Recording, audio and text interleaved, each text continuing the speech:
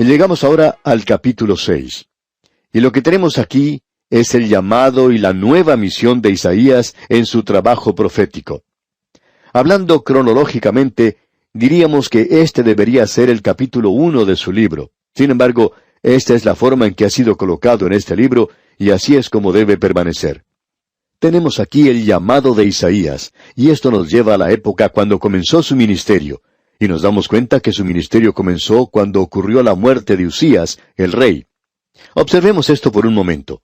El primer versículo de este capítulo 6 dice, «En el año que murió el rey Usías, vi yo al Señor sentado sobre un trono alto y sublime, y sus faldas llenaban el templo».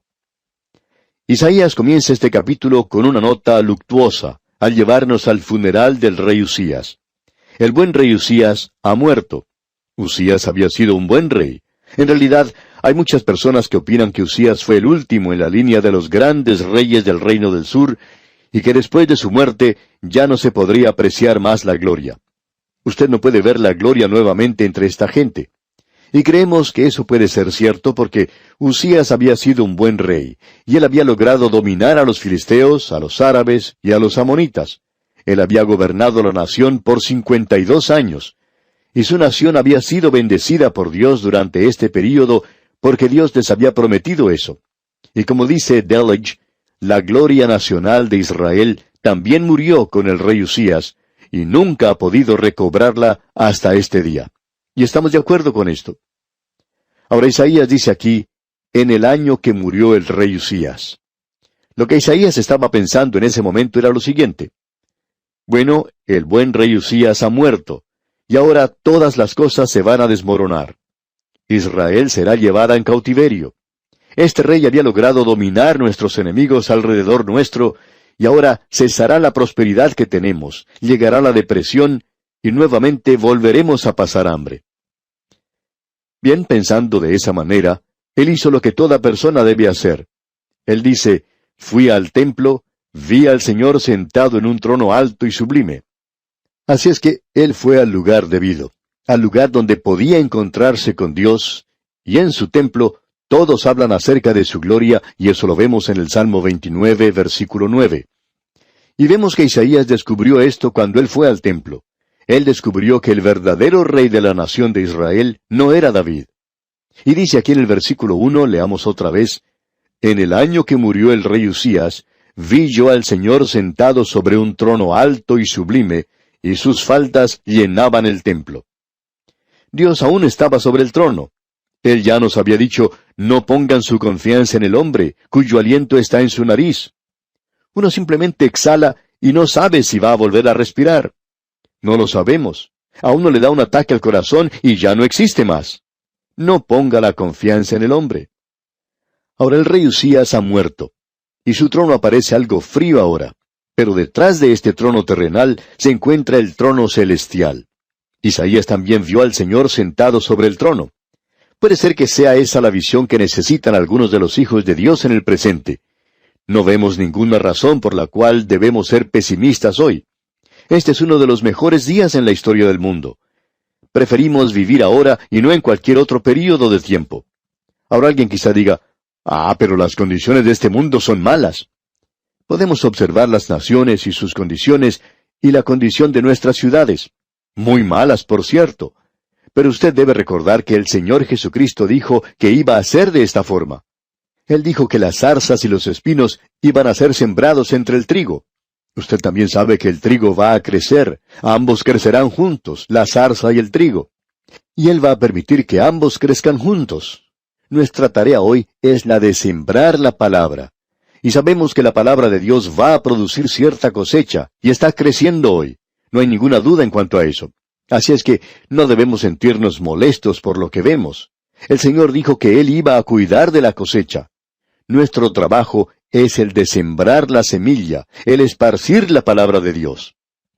Así es que estamos viviendo en un día de gran oportunidad. ¿Sabía usted que hoy la palabra de Dios está siendo esparcida como nunca antes ha sucedido? Quizá nuestro esfuerzo radial sea muy pequeño comparado con los de otras personas. Hay algunos programas radiales que se escuchan por un sinnúmero de emisoras. Sin embargo, podemos decir que, aún en nuestra pequeñez, estamos alcanzando a más gente en un período de 30 minutos que lo que uno podría haber alcanzado en un período de 5 años siendo pastor, aun cuando uno tenga el privilegio de tener una de las congregaciones más grandes que cualquier otro pastor. Sin embargo, eso es nada en comparación con el número de personas que pueden hoy ser alcanzadas a través de la radio con la palabra de Dios. Amigo oyente, la palabra de Dios está siendo esparcida hoy, no solo aquí, sino en muchos otros lugares. Y Dios está predicando su palabra y está cubriendo el mundo entero hoy. Debemos decir que sí, que nos damos cuenta de la situación mala en que nos encontramos. De seguro que están creciendo las zarzas y las espinas, pero también crece buen trigo. ¿Sabía usted eso, amigo oyente? Está creciendo muy bien. Cuando uno viaja por diferentes lugares de este mundo, puede apreciar esto al encontrarse con creyentes en todas partes. Uno se puede encontrar con creyentes en Caracas, Venezuela, Bogotá y Medellín, Colombia, en Guayaquil y Quito, Ecuador, en Buenos Aires, Argentina, en Montevideo, Uruguay, en Santiago de Chile y tantos otros lugares. Amigo oyente, el trigo está creciendo hoy. Regocíjese en esto. Bien, Isaías fue al templo, y él descubrió que el Señor aún estaba sobre el trono. Hay aún algunos entre nosotros que necesitamos reconocer eso. Dios está sobre el trono. Él está allí y continúa contestando nuestras oraciones y está desarrollando cosas maravillosas. Y luego, Isaías hizo otro descubrimiento cuando fue al templo. Él dice, «Vi yo al Señor sentado sobre un trono alto y sublime, y sus faldas llenaban el templo». Dios estaba en un lugar elevado y está siendo ensalzado. Y esa es la segunda cosa que nosotros necesitamos descubrir en cuanto a Dios hoy, que Dios está en un lugar alto y sublime, y que Él no se compromete con el pecado. Ahora el versículo 2 de este capítulo 6 de Isaías dice, «Por encima de Él había serafines, cada uno tenía 6 alas, con 2 cubrían sus rostros, con 2 cubrían sus pies, y con 2 volaban». Aquí tenemos los serafines que estaban alrededor del trono de Dios.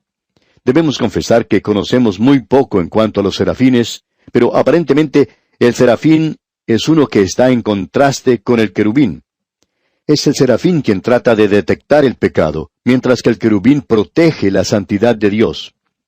Los serafines, de paso digamos que su significado es abrasadores, y es una palabra utilizada como verbo en la ofrenda por los pecados, pero nunca en el holocausto, aquello que nos habla de la persona de Cristo, que habla de su obra, de su redención por nosotros. La palabra utilizada, serafín, está relacionada con el lavacro, mientras que los querubines están relacionados con el altar, lo que nos habla de la inflexible justicia de Dios. El serafín es algo activo, mientras que el querubín es pasivo. Y los encontraremos a ambos en Ezequiel y en Apocalipsis como criaturas vivientes, pero vamos a esperar hasta llegar allí para hablar acerca de esto. Así que entonces los serafines están protegiendo la santidad de Dios. Él se encuentra en un lugar alto y sublime. Dios en el día de hoy no se va a comprometer con el mal, y le damos las gracias a Él por eso. Dios nunca se compromete con el mal en su vida o en la mía, porque el mal y el pecado, amigo oyente, es lo que ha causado todo el dolor y la pena en este mundo.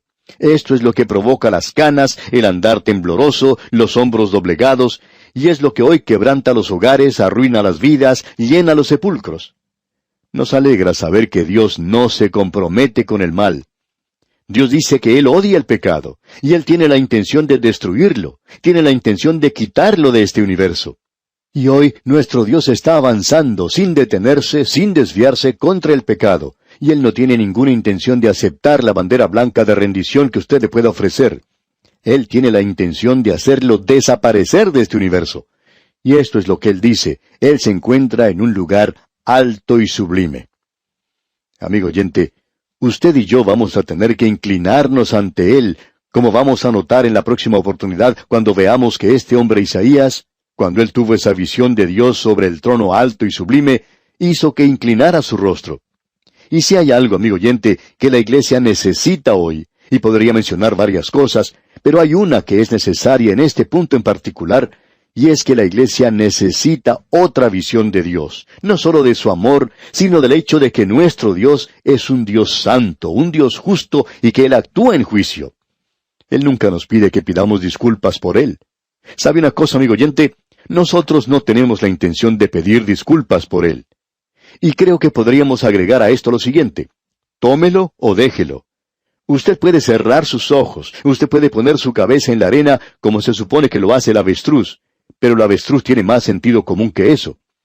Amigo oyente, usted no puede destruir lo que la palabra de Dios dice.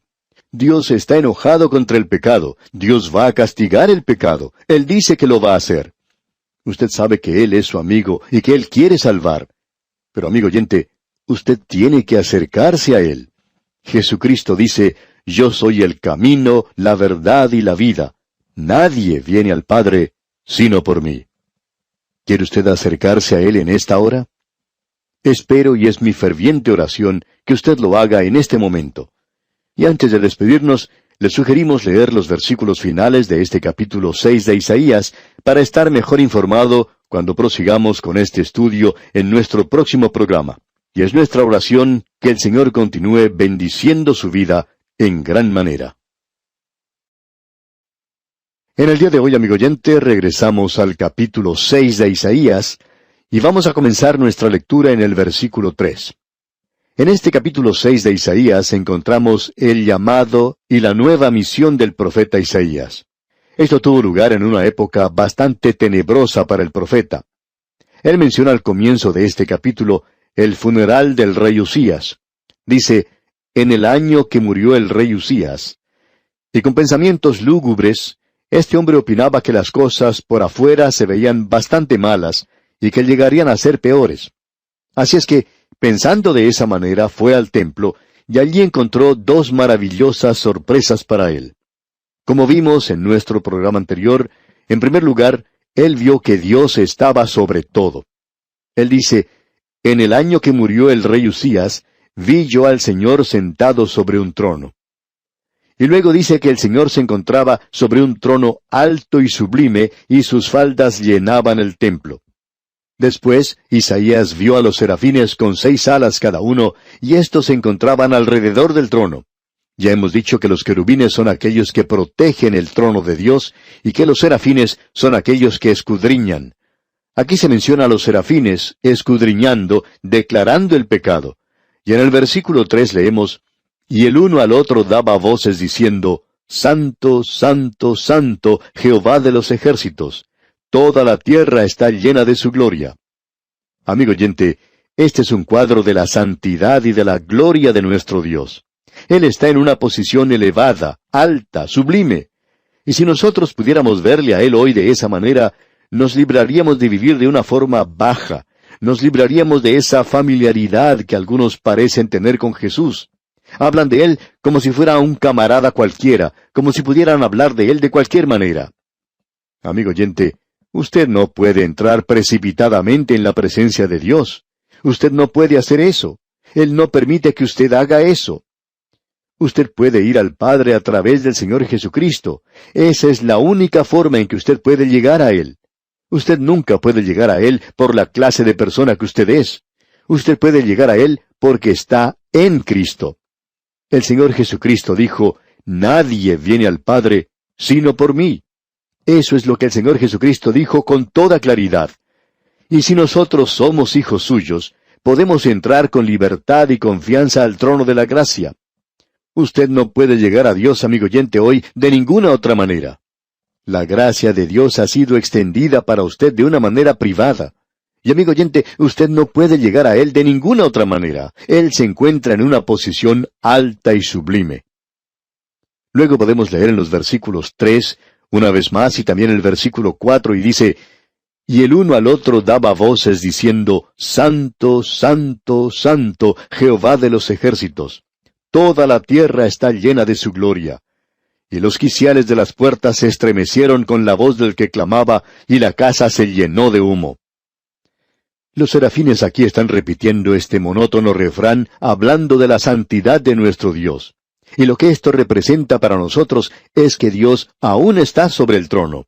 Él es un Dios santo que no se compromete, que no hace arreglos para nada con la maldad, y Él está avanzando inexorablemente para eliminarla de este universo. ¿Qué resultado tiene esto en la vida de Isaías? Bueno, notemos lo que dice aquí el versículo 5. Entonces dije, ¡ay de mí, que soy muerto, porque siendo hombre inmundo de labios, y habitando en medio de pueblo que tiene labios inmundos, han visto mis ojos al Rey Jehová de los ejércitos! Isaías antes de esta experiencia ya era un hombre de Dios, y luego de ella hay un resultado tremendo en su vida porque le revela a él su condición. Cuando él vio a Dios, se pudo ver a sí mismo. Y el problema con muchos de nosotros hoy, amigo oyente, es que no andamos en la luz de la palabra de Dios. Y si nosotros hiciéramos eso, entonces podríamos vernos a nosotros mismos tal cual somos. Eso fue exactamente lo que dijo Juan allá en el primer capítulo de su primera epístola, versículo 7. Si andamos en luz, como Él está en luz, tenemos comunión unos con otros, y la sangre de Jesucristo su Hijo nos limpia de todo pecado. Porque, amigo oyente, si usted anda en la luz, usted va a poder ver exactamente lo que Isaías vio y que le hizo exclamar que era como un hombre muerto. Y usted puede decir con él que también usted es un hombre inmundo de labios. Y amigo oyente, usted nunca ha llegado a ver realmente al Señor si usted piensa que es una persona digna, o que usted merece algo, o que usted tiene algo que reclamar de Él. Porque usted y yo, amigo oyente, no tenemos nada que reclamarle al Señor. Esta experiencia no fue única de Isaías. Podemos mencionar brevemente algo que vimos cuando estudiamos el libro de Job.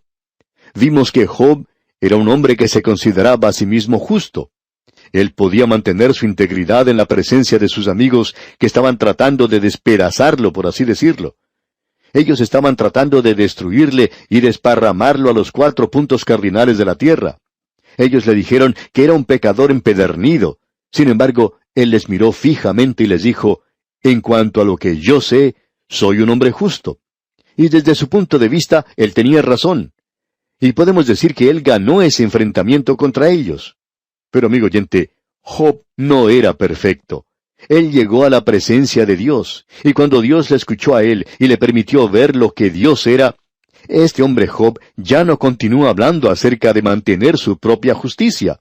Él dijo, de oídas te había oído, mas ahora mis ojos te ven. Por tanto, me aborrezco y me arrepiento en polvo y ceniza.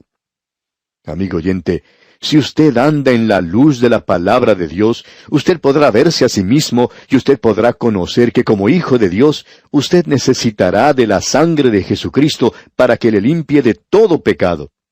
Este es el cuadro de la humanidad del día de hoy, y ese es el cuadro que tenemos aquí en cuanto a este hombre Isaías. Usted puede ver que esa fue la misma reacción que tuvieron otras personas que llegaron a la presencia de Dios. Juan, por ejemplo, en Apocalipsis nos dice, cuando le vi, caí como muerto a sus pies. Y Daniel dice que cuando él estuvo en la presencia de Dios, dice, no quedó fuerza en mí. Esa fue también la experiencia de Ezequiel. Ezequiel podía clamar de esa misma manera. Y Saulo de Tarso, ¿se recuerda? También podía verse a sí mismo ya no como un hombre justo ante sus propios ojos, sino como un pecador perdido y un pecador que necesitaba ser salvo. Y él dijo, pero cuantas cosas eran para mi ganancia, las he estimado como pérdida por amor de Cristo. Él vio su necesidad de Jesucristo. Y vemos aquí en el libro de Isaías que inmediatamente después que un hombre hace su confesión a Dios, Dios está allí. Y se nos dice aquí en el versículo 6, y voló hacia mí uno de los serafines, teniendo en su mano un carbón encendido, tomado del altar con unas tenazas. Ahora, lo interesante de notar aquí es que estamos viendo que este carbón encendido fue tomado del altar en el cual se había tratado el pecado. En el próximo capítulo vamos a observar que se hace mención del nacimiento virginal de Cristo. Debemos destacar que no es la encarnación de Cristo la que salva, sino que es la muerte sobre la cruz. Isaías aquí necesitaba ese carbón encendido tomado del altar, y el altar nos habla de la muerte de Cristo.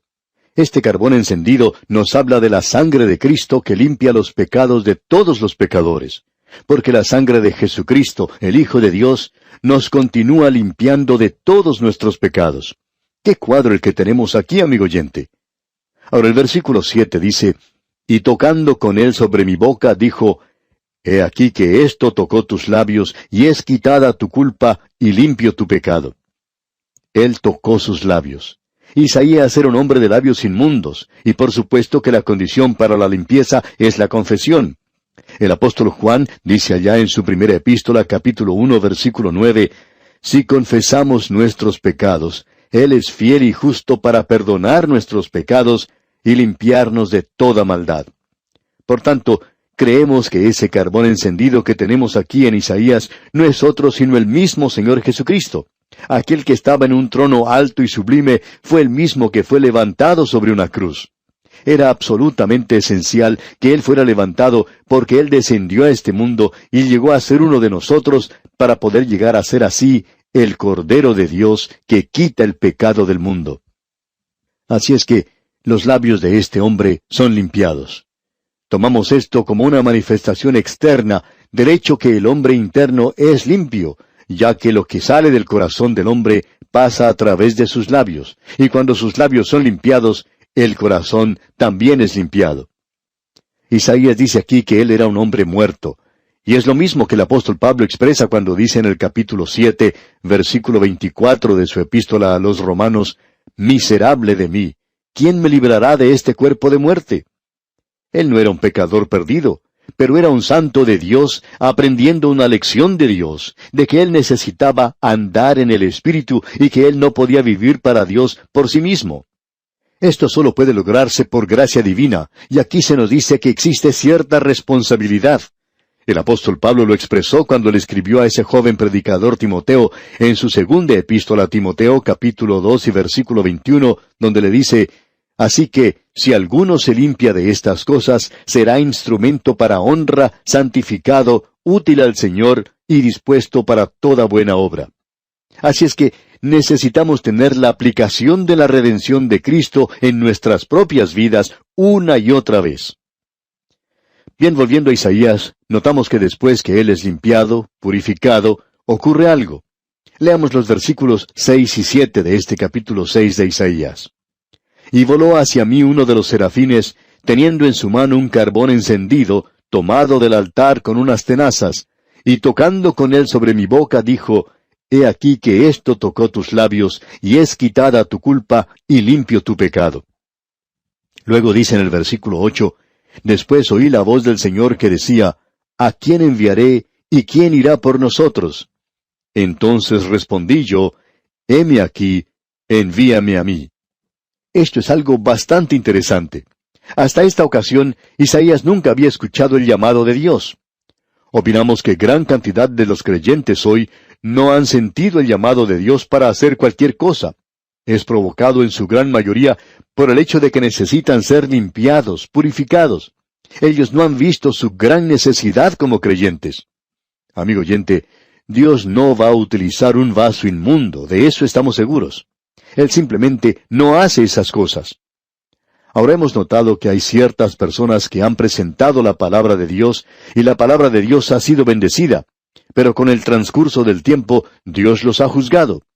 No vamos a mencionar nombres aquí, pero hay algunos ministros que por algún tiempo reciben la bendición de Dios, pero luego se involucran en el pecado, y amigo oyente, no pasa mucho tiempo hasta cuando el juicio de Dios cae sobre ellos.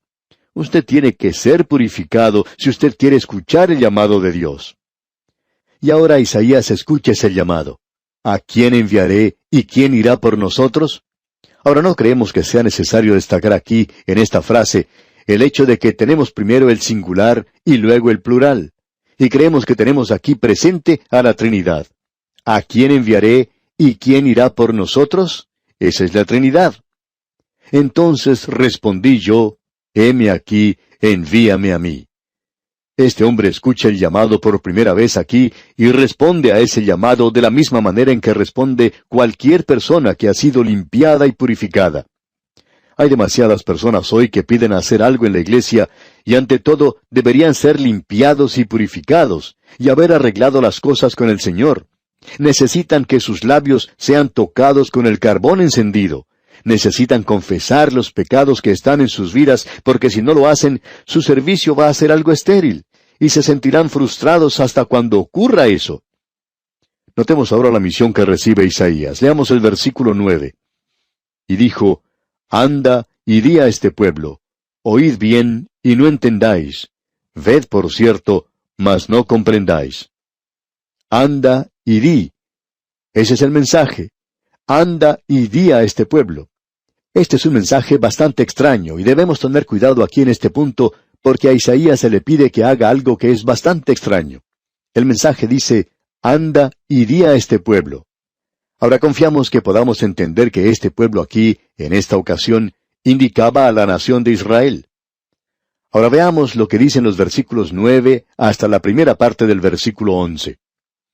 Y dijo, Anda y di a este pueblo, oíd bien y no entendáis, ved por cierto, mas no comprendáis. Engruesa el corazón de este pueblo, y agrava sus oídos, y ciega sus ojos, para que no vea con sus ojos, ni oiga con sus oídos, ni su corazón entienda, ni se convierta, y haya para él sanidad. Y yo dije, ¿hasta cuándo, Señor? Ahora, leer esto parecería que el profeta está siendo enviado a gente ciega, sorda, y de corazón endurecido. Aún así, y debemos tener cuidado con lo que decimos ahora, creemos que podemos decir sin lugar a dudas que Dios nunca endurece los corazones que de otra manera podrían ser tiernos, y que estas personas ya tienen sus corazones endurecidos, y Dios simplemente demuestra eso, aun cuando Él no endurece los corazones de ellos.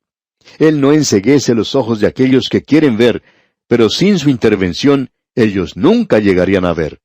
Y es a causa de la blasfemia insensata del hombre y de su enemistad con Dios que hace que esta gente argumente que Dios endurece o que Dios causa la ceguera espiritual. Pero Él no lo hace, amigo oyente. Creemos que tenemos ilustraciones de esto en las Sagradas Escrituras, y de que Él es la luz que brilla en las tinieblas, y aún así ellos no ven. El Señor Jesucristo dijo allá en el Evangelio según San Mateo, capítulo 6, al final del versículo 23, Así que, si la luz que en ti hay es tinieblas, ¿cuántas no serán las mismas tinieblas? Quisiéramos ilustrar esto de una forma sencilla, y esperamos que usted comprenda lo que queremos decir. Si usted se va de noche al granero, llevando en su mano una linterna, ¿qué es lo que sucede cuando usted llega a ese lugar? Bueno, suceden dos cosas. En el momento en que se enciende la luz en ese granero, las ratas buscan refugio. Uno las puede ver o escuchar cuando corren de un lugar a otro, y luego las aves que se han refugiado en el lugar para pasar la noche pueden ver claramente a su alrededor. Ahora, la luz causa que unos animales corran, mientras que los otros pueden ver. Ahora, ¿fue la luz la que produjo la rata? Por supuesto que no. Ya era una rata antes que llegara la luz a ese lugar. Lo único que la luz hizo fue revelar que es una rata. Y la luz que vino a este mundo fue el Señor Jesucristo. Y Él hizo dos cosas. Permitió que los ciegos vieran y que las ratas corrieran. Ahora permítanos otra ilustración. Hace algunos años ocurrió una gran explosión en una mina, y muchos hombres que se encontraban trabajando allí no pudieron salir a causa de los derrumbes ocurridos. Después de pasar varios días, las patrullas de rescate lograron encontrarlos, y una de las primeras cosas que pudieron hacer por estos hombres fue la de pasarles una luz. Cuando se encendió la luz, un joven que estaba allí de pie dijo, «Bueno, ¿y por qué no encienden la luz?» Y los demás mineros le miraron sorprendidos. Enseguida se dieron cuenta que este joven había quedado ciego a causa de la explosión. Pero, amigo oyente, fue necesario tener luz en ese lugar para revelar que ese joven había quedado ciego. Dios no causa la ceguera de nadie. Dios no endurece los corazones. Cuando brilla la luz, revela lo que la persona ya es. Y por tanto, eso es lo que tenemos aquí, y eso es exactamente lo que el Señor dijo cuando citó este pasaje. En la segunda epístola a los Corintios, capítulo 2, versículos 14 al 16, leemos, «Mas a Dios gracias, el cual nos lleva siempre en triunfo en Cristo Jesús, y por medio de nosotros manifiesta en todo lugar el olor de su conocimiento. Porque para Dios somos grato olor de Cristo en los que se salvan, y en los que se pierden, a estos ciertamente olor de muerte para muerte, y a aquellos olor de vida para vida. Y para estas cosas ¿quién es suficiente? Estoy seguro que yo no lo soy, amigo oyente. Pero estamos seguros que cuando un pastor de una iglesia está haciendo una invitación al arrepentimiento, habrá aquellas personas que aceptan. Luego este pastor puede decir, si usted ha estado aquí presente esta mañana y ha rechazado al Señor Jesucristo, usted ha entrado aquí como una persona perdida y va a salir de la misma manera. Pero debo advertirle que ahora yo ya no soy más su amigo. Y no lo puedo ser más, porque ahora usted no puede ir a la presencia de Dios y decirle que nunca antes había escuchado el Evangelio. ¿Se da cuenta usted de lo que ellos son ahora? Esos son ciegos que ahora se demuestran como tales porque han rechazado a Cristo Jesús. Ellos ya eran ciegos. No fue Dios quien los hizo ciegos, sino que es la luz que revela que ya lo son. Nosotros siempre estamos tratando de ayudar. Nos gusta citar la cantidad que tenemos de personas que han sido salvas, pero nos gustaría jactarnos mucho más del hecho de que hay miles de personas, diríamos millones de personas en este mismo instante, que están escuchando la palabra de Dios. Y eso es lo importante, amigo oyente. Esa es nuestra labor. Y luego debemos decir que es cosa del Espíritu Santo de Dios el de tocar esos corazones. Bien, y aquí nos detenemos por hoy. Sin embargo, le invitamos para que prosiga leyendo los versículos finales de este capítulo 6 del libro del profeta Isaías, para que así esté mejor preparado para nuestro próximo estudio.